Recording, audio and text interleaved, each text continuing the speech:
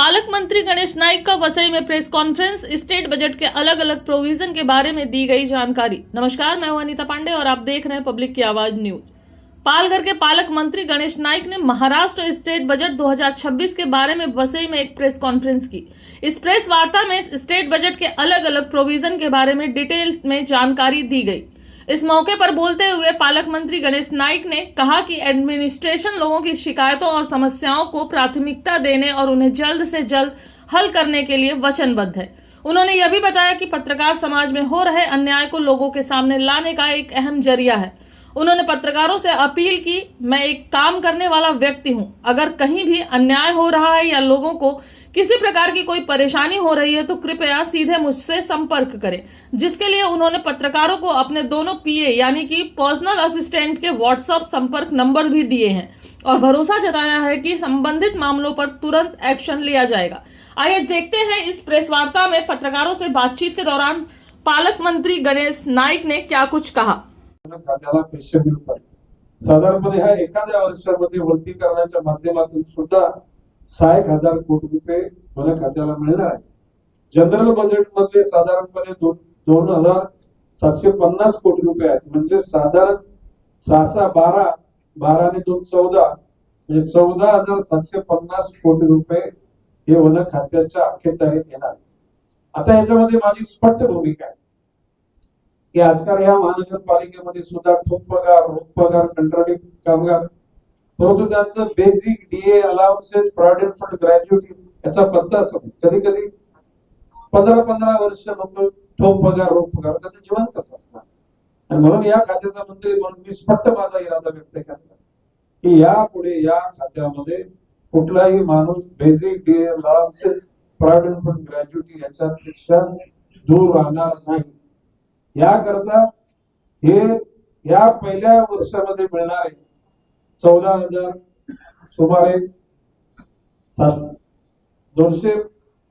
14,750 कोटी रुपए याच्यामध्ये डोंगर हिरवेगार करणे, जिले के लिए साजपाटी में फिशरमैन लोगों के लिए बहुत बड़ा बंदर बना।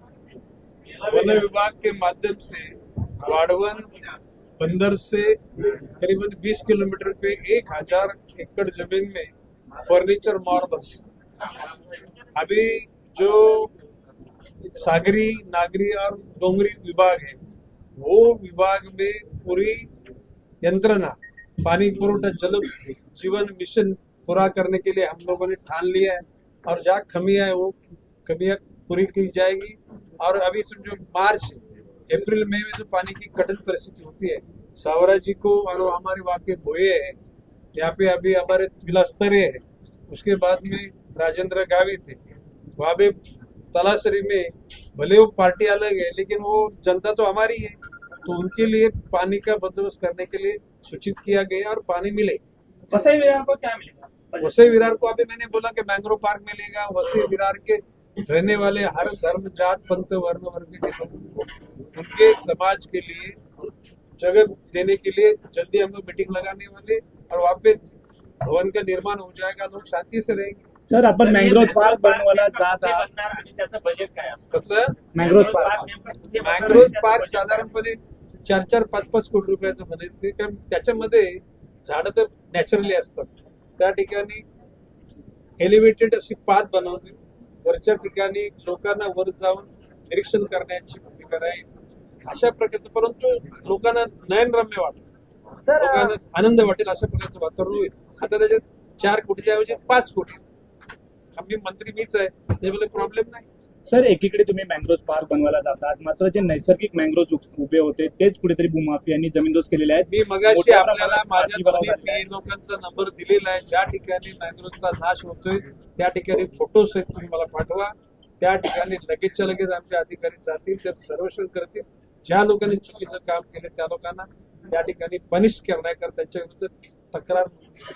वसई विरार मध्ये आरोग्याची कमतरता आहे, या ठिकाणी MRI असतील किंवा CT स्कॅन असतील अशा मोठ्या मोठ्या सुविधा नाही आहेत, त्यासाठी आपण काय करणार आहे? मल्टी बघा, आता राजन नाईक, स्नेहा दुबे हे 1.5 वर्ष झाले आमदार झाले, इतक्या वर्षामध्ये ह्या लोकांचं तसं कधीतरी चाललंच नाही।